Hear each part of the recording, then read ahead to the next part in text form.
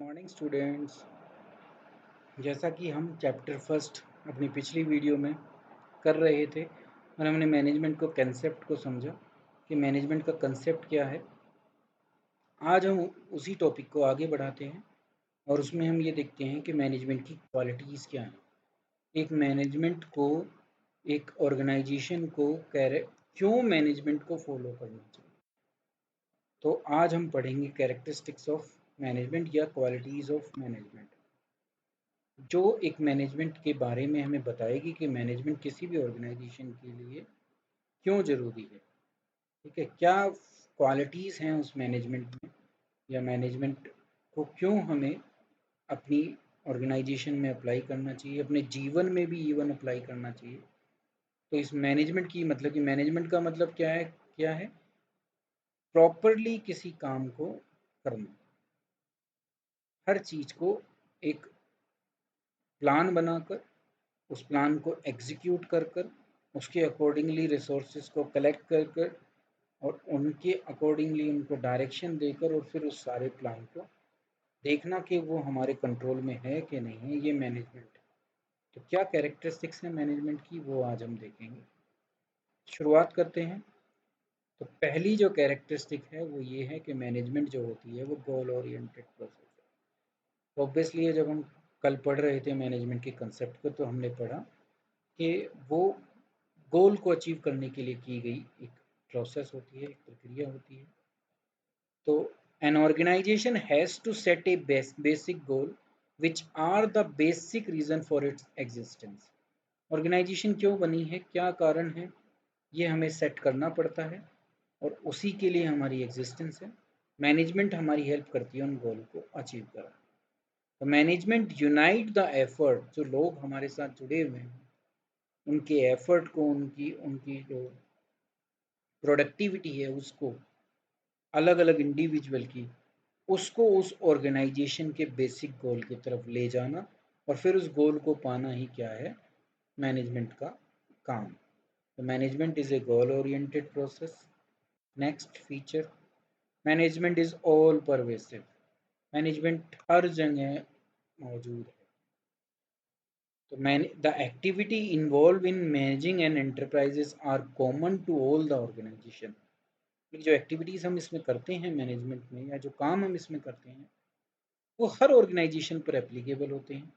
चाहे वो कोई इकोनॉमिकल या इकोनॉमिक ऑर्गेनाइजेशन हो, कोई सोशल ऑर्गेनाइजेशन हो, कोई पॉलिटिकल ऑर्गेनाइजेशन हो, इरिस्पेक्टिव ऑफ उसका साइज क्या है, उसका नेचर क्या है, उसकी लोकेशन क्या है और किस लेवल पर, मतलब कहाँ किस जगह काम, टॉप लेवल पर है, मिडिल लेवल पर है, लोअर लेवल पर है। तो मैनेजमेंट की ज़रूरत हर जगह है, कैसी भी टाइप की एक्टिविटी को हम परफॉर्म कर रहे हो। इवन अगर हम घर को भी चला रहे हैं तो मम्मी भी मैनेज करती हैं चीज़ों को with the help of the family. तो मैनेजमेंट हर जगह मौजूद है, मैनेजमेंट की ज़रूरत हमें हर जगह पड़ती है। तो ये पॉइंट हमें ये बताता है कि मैनेजमेंट यूनिवर्सली हर जगह पर मौजूद है। नेक्स्ट पर पहुंचते हैं। नेक्स्ट है मैनेजमेंट इज मल्टी डायमेंशनल। तो मैनेजमेंट में सिर्फ किसी एक चीज का या एक डायमेंशन का मैनेजमेंट नहीं किया जाता। मैनेजमेंट में कई सारी डायमेंशन होंगी। बेसिकली हम 3 डायमेंशन पढ़ते हैं जिनको हम मैनेजमेंट में स्टडी करते हैं। तो जितनी भी एक्टिविटीज़ हैं उनको इन 3 डायमेंशन में हमने डिवाइड कर दिया है। तो ये 3 जो डायमेंशन है वो क्या क्या है। तो पहली dimension I management of work, काम की मैनेजमेंट करना, कि जो जिसके लिए ऑर्गेनाइजेशन बनी है उसको हम कैसे मैनेज करेंगे। तो all organisation exist for the performance of some work, किसी काम के लिए ही उस ऑर्गेनाइजेशन का गठन हुआ है, उसको बनाया गया है। इन ए फैक्ट्री या कहीं एटसेट्रा, कहीं पर भी हो सकता है वो काम। And management is there to arrange all type of work for achieving goal. और मैनेजमेंट का काम क्या है, वो जितने काम वहाँ पर होंगे उन सबको अरेंज करना, उन सबको एक व्यवस्थित रूप में पूरा करना, ये मैनेजमेंट का काम है। ठीक है, तो सबसे पहले काम की मैनेजमेंट करना, जिस भी टाइप के काम हैं उनकी। फिर आई मैनेजमेंट ऑफ पीपल, पीपल का मतलब वो ग्रुप ऑफ पीपल्स या सबऑर्डिनेट्स जो हमारे साथ जुड़े हैं उस ऑर्गेनाइजेशन के गोल को अचीव करने के लिए, हमें उनको भी मैनेज करना होता है। तो ह्यूमन रिसोर्सेज या people are an organisation greatest asset, क्योंकि इनके बिना कोई काम नहीं हो सकता। सामान हमारे पास हो सकता है, सब कुछ हो सकता है, पर अगर व्यक्ति ना हो तो वो काम हम कभी भी पूरा नहीं कर सकते। तो ह्यूमन रिसोर्स जो है वो हमारी सबसे बड़ी एसेट है। Despite all development in technology, getting work done through people is still a major task for the manager. अभी भी सबसे बड़ा जो टास्क है किसी मैनेजर के लिए वो वही है कि हम अपने जो भी हमारे साथ सबॉर्डिनेट हमारे साथ जुड़े हैं, लोग जो हमारे साथ जुड़े हैं, उनको हम कैसे मोटिवेट कर सके कि वो अपनी ग्रेटेस्ट एफिशिएंसी के साथ, प्रोडक्टिविटी के साथ काम करें। तो मैनेजमेंट इसीलिए लोगों की भी की जाती है। नेक्स्ट आया मैनेजमेंट ऑफ ऑपरेशन, जो काम हम कर रहे हैं। ठीक है, वहाँ तो था कि वर्क जो भी जिस भी टाइप के वर्क हैं उनको अरेंज करें, यहाँ पर उसको कैसे परफॉर्म करेंगे ये वो है। No matter what the organisation, it has some basic product और service to provide in order to survive. कुछ ना कुछ हम दे ही रहे होंगे, या तो हम प्रोडक्ट दे रहे होंगे समाज को, और या हम कोई सर्विस प्रोवाइड कर रहे होंगे। तो कैसी भी ऑर्गेनाइजेशन हो, या तो वो प्रोडक्ट दे रही होगी या सर्विस दे रही होगी। द प्रोडक्ट और service has to undergo a process and the process is to be managed so that the desired result can be achieved। वहाँ काम में जो है प्रोडक्ट की बात नहीं की जा रही थी, वहाँ मैनेजमेंट के ओवरऑल जो वर्क स्ट्रक्चर है उसको देखा जा रहा था। हाँ, उसमें ये प्रोडक्शन भी शामिल है, पर इस प्रोडक्शन के अलावा भी उसमें बहुत सारे जो काम है वहाँ पर शामिल है। तो मैनेजमेंट ऑफ वर्क ऑपरेशन से भी बड़ा है। तो ऑपरेशन में हम उस प्रोडक्ट को कैसे पूरा करेंगे ये देखेंगे, सो दैट हम अपने जो भी डिजायर्ड रिजल्ट है उसको अचीव कर सकें। तो इसको कहा जाता है मैनेजमेंट ऑफ ऑपरेशन। थर्ड हो गया कि मैनेजमेंट इज मल्टी डायमेंशनल है, ये 3 डायमेंशन है उसकी। ये आपको याद रखना है, ये आपसे पूछा जाएगा क्योंकि इसके ऊपर बहुत क्वेश्चंस आते हैं। फोर्थ पॉइंट आता है management is A continuous process. तो ये हमेशा चलती रहती है, इसका कोई एंड पॉइंट नहीं है। ये हो सकता है कि हमने एक ऑब्जेक्टिव अपना अचीव कर लिया हो, अपनी उस पूरी प्रोसेस को अपनाकर, planning, organising, staffing, directing, controlling, and then we achieve our objective. But ऐसा कभी नहीं हो सकता। जैसे हमने 10th पास की, तो क्या 10th पास कर कर हमारा काम खत्म हो गया? नहीं, हमें फिर 11th की पढ़ाई करनी है, फिर 11th पास कर लेते हैं तो 12th की करनी है, 12th कर लेते हैं तो कुछ और ढूंढते हैं, वो पूरा हो जाता है तो नौकरी ढूंढते हैं या बिजनेस करते हैं। मतलब कि हमारा जीवन जो है चलता रहता है, कभी वो थमता नहीं है। तो ऐसे ही जब तक ऑर्गेनाइजेशन है मैनेजमेंट चलती रहेगी, तो वो हमेशा चलती रहती है, कॉन्टिन्यूअस प्रोसेस है। तो it is a never ending process जो कभी नहीं खत्म होती। जब भी हम कुछ भी करेंगे तो हमें मैनेजमेंट की जरूरत पड़ेगी। It consist of series of inter related function which perform continuously. Perform करने पड़ते हैं, मैं अभी 5 के आपके नाम बता ही रहा था आपको, प्लानिंग से लेके कंट्रोलिंग तक। The process of management continue until an organisation exit for attaining its objective. तो जब तक हम उद्देश्य देखो, उद्देश्य कोई कंपनी जब भी बनती है तो कभी बंद होने के लिए नहीं बनती। तो अगर ऑर्गेनाइजेशन चलती रहेगी तो मैनेजमेंट भी चलती रहेगी। ऑब्जेक्टिव, गोल रीडिफाइन हो सकते हैं, उनको हम दोबारा भी डिफाइन कर सकते हैं। हमने कुछ पा लिया तो हम नया ऑब्जेक्टिव सेट कर देते हैं। तो पर ऑर्गेनाइजेशन चलती रहती है, तो इसलिए मैनेजमेंट क्या है, एक कॉन्टिन्यूअस प्रोसेस है। नेक्स्ट पर चलते हैं। Management is a group activity, वो हमने शुरू में ही कंसेप्ट में पढ़ लिया है कि लोगों के समूह से काम कराना है। तो इसीलिए मैनेजमेंट क्या है, ग्रुप एक्टिविटी है जिसको कोई अकेला मैनेजर कभी पूरा नहीं कर सकता। An organisation is a collection of diverse individual with different needs. तो सब जो भी लोग हमारे साथ काम कर रहे हैं उनकी नीड्स अलग अलग हैं, उनका नेचर अलग अलग है। Every member of the group has a different purpose for joining the organisation. सबका उद्देश्य भी अलग अलग हो सकता है कि उन्होंने क्यों उस कंपनी को ज्वाइन किया है। But as a member of the organisation they work towards fulfilling the common organisation गोल।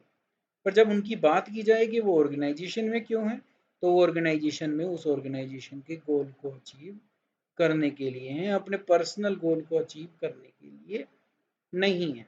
इसका मतलब ये नहीं है कि वो अपने पर्सनल गोल वहाँ से अचीव नहीं करते, करते हैं। बट जब वो हम ऑर्गेनाइजेशन की बात करेंगे, कंपनी की बात करेंगे, तो कंपनी हमें सैलरी क्यों देती है? क्योंकि हमें ऑर्गेनाइजेशन के गोल को पाने में ऑर्गेनाइजेशन की मदद की। तो अगर हम सोचें कि मैनेजमेंट क्या है, वो ग्रुप एक्टिविटी है जिसमें डाइवर्स इंडिविजुअल होते हुए, उनकी डिफरेंट नीड होती हुए, उनके डिफरेंट ऑब्जेक्टिव होते हुए, वो सब मिलकर काम कर रहे हैं सो दैट ऑर्गेनाइजेशन के गोल को अचीव किया जा सके। Next, management is a dynamic function. Dynamic इसलिए है क्योंकि कुछ एक्सटर्नल फोर्सेस हैं जो हमारे हाथ में नहीं है, वो चेंज होती रहती हैं, उसके अकॉर्डिंगली हमें अपनी प्लानिंग को भी चेंज करना पड़ता है। तो management is a dynamic function has and has to adapt itself to the changing environment. तो हमारे आसपास जो भी एनवायरनमेंट है, चाहे वो कस्टमर के टेस्ट से संबंधित हो, गवर्नमेंट के टैक्सेशन पॉलिसी से संबंधित हो, सप्लायर की पॉलिसी से संबंधित हो, हमारे डेटर की पॉलिसी से संबंधित हो, फाइनेंशियल इंस्टीट्यूशन की पॉलिसी से संबंधित हो, हमें उस चेंजिंग एनवायरनमेंट में जो चेंज होता रहता है, अपनी मैनेजमेंट को उसके अकॉर्डिंगली चेंज करना होता है। इसलिए डायनेमिक है, हमेशा उसमें चेंजेस या ऑल्ट्रेशन होती रहती है। An organization interact with its external environment, which consists of various social, economic, and political, economic and political factors। ठीक है, तो सोशल फैक्टर्स भी हो सकते हैं, एम्प्लॉयज से संबंधित, ठीक है, पोल्यूशन से संबंधित, ठीक है, तो जो भी चीज़ें जब क्वालिटी से संबंधित या फिर सब सोशल है। इकोनॉमिक अभी बता ही रहा था, जिन जहाँ पर मनी से रिलेटेड हो, चाहे वो टैक्सेशन पॉलिसी हो, फाइनेंशियल इंस्टीट्यूशन की पॉलिसी हो, और हो पॉलिटिकल, क्योंकि गवर्नमेंट पॉलिटिकल पार्टी की होती है तो उनके अपने व्यूज़ होते हैं उनको, तो ये चीज़ें चेंज होती रहती हैं, इनके अकॉर्डिंगली मुझे मैनेजमेंट को जो है रीडिफाइन करना पड़ता है और उनके अकॉर्डिंगली अपने आप को चेंज करना पड़ता है। एग्जाम्पल लिया कि मैकडोनाल्ड जो है मेजर मेजर चेंज कर चुका है इंडिया में अपने मेन्यू में, जिससे वो इंडियन मार्केट में सरवाइव कर सके। तो इसका मतलब क्या है कि उन्होंने जो भी प्लानिंग की थी वो उसके उसमें इंडियन कस्टमर के और इंडियन गवर्नमेंट के अकॉर्डिंग उसमें चेंज कर रहे हैं।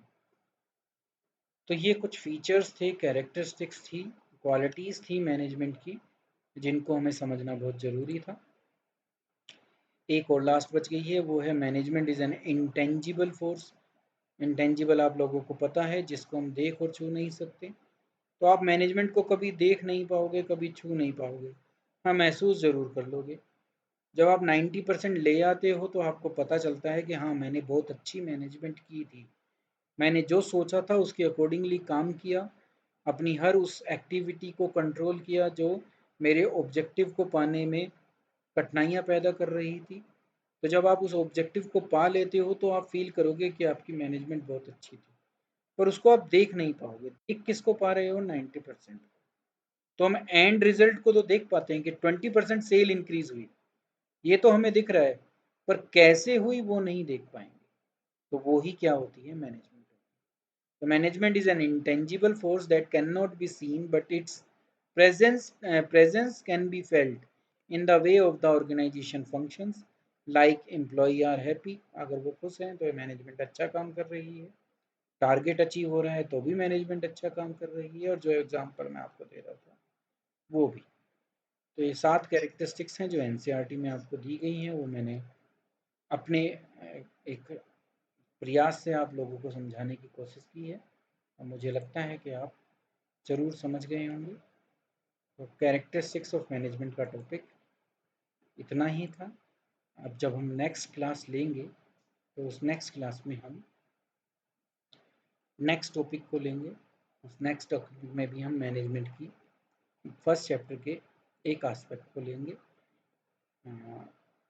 क्योंकि हम कैरेक्टरिस्टिक्स कर चुके हैं, कंसेप्ट कर चुके हैं, तो अब हम इम्पोर्टेंस करेंगे कि इम्पोर्टेंस क्या है मैनेजमेंट की, क्योंकि कहीं ना कहीं कैरेक्टरिस्टिक्स से मिलती हैं, तो आप इम्पोर्टेंस के टॉपिक को भी ज़रूर समझ पाएंगे। अगली क्लास तक आप जो मेरी पहले की वीडियो है वो देख सकते हैं। अकाउंटेंसी की वीडियो भी इस पर है, एनपीओ की, तो आप उनको भी देख सकते हैं। और आगे भविष्य में पार्टनरशिप और कंपनी की वीडियो भी आ रही होंगी। अगर आपने चैनल को सब्सक्राइब नहीं किया तो आप एक बार प्लीज़ उसे कर लीजिए। Thank you.